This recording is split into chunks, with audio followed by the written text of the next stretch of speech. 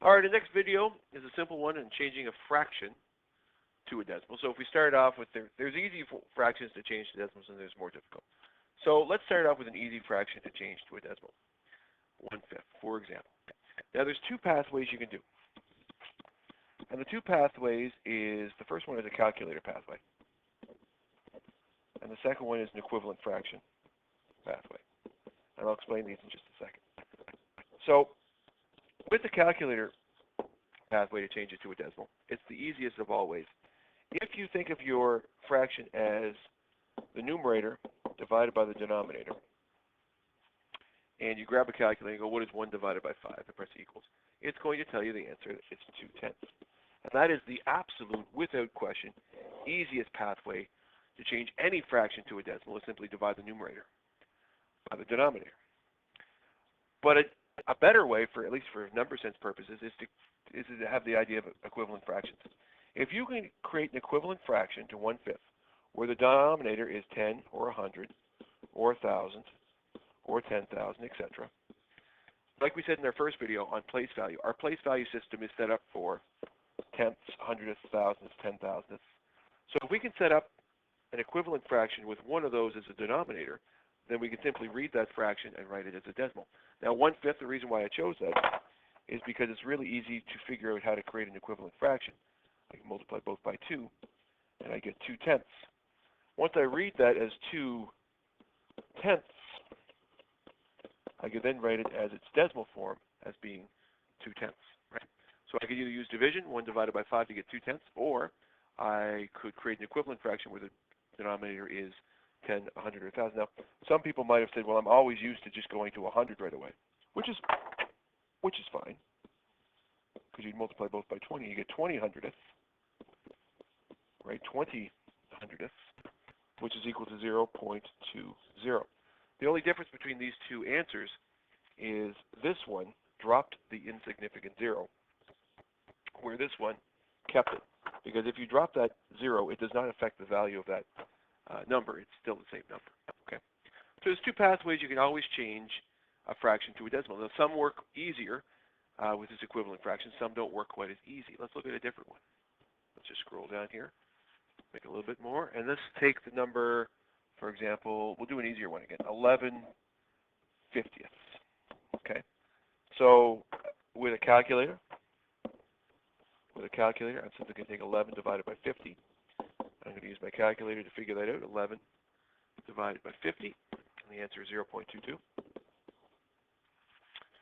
But our equivalent fraction method would be to take 11/50ths and create it into a 10, 100, or 1,000. I'm looking at that denominator, it's 50.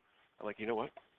I bet you I can make 100, right? That's easy to do. I'm going to multiply both terms in my fraction by 2, and I'm going to get 22 over 100, which is 22 hundredths, which is written as 0.22. Okay? Let's look at a different one. Let's look at a harder one. Let's look at 1 3/4. All right, 1 3/4. So when I read that as being 1 3/4, using a calculator, it's a little tricky. Because 4 divided by 3, or 3 divided by 4 doesn't work because it's a mixed fraction. So the first thing I have to do is take my 1 3/4 and change it into an improper fraction. So 1 3/4 as a mixed fraction is equal to 7/4 as an improper fraction. And once I have that, actually I should have an equal sign between there. Let's just grab my eraser here. Erase that and put equals. And over here, we're going to go 7 divided by 4. And when we go 7 divided by 4, we have 1.75. All right. So the trick is here, if you're going to use a calculator for a mixed fraction and you're going to use division, make sure you change that mixed fraction into a improper fraction first and then work it. Now again, from a equivalent fraction standpoint, 1 3/4 is still equal to 7/4. Now remember, I have to make this either 10, 100, or 1,000. 4 times 2.5 works, but if I multiply 7 by 2.5, I'm going to have a decimal in there. So I'm going to try, instead of 10, I'm going to use 100. And that's pretty easy because 4 times 25 is 100. 7 times 25 is 100. And we get 175 hundredths, right, which is equal to 1 75 hundredths, which is equal to 1.75. Right? easy pathway. Now you could have just done it like this. Some people say, well, I didn't need to go mixed. I could have said, just keep your 1 by itself and just convert to 3/4.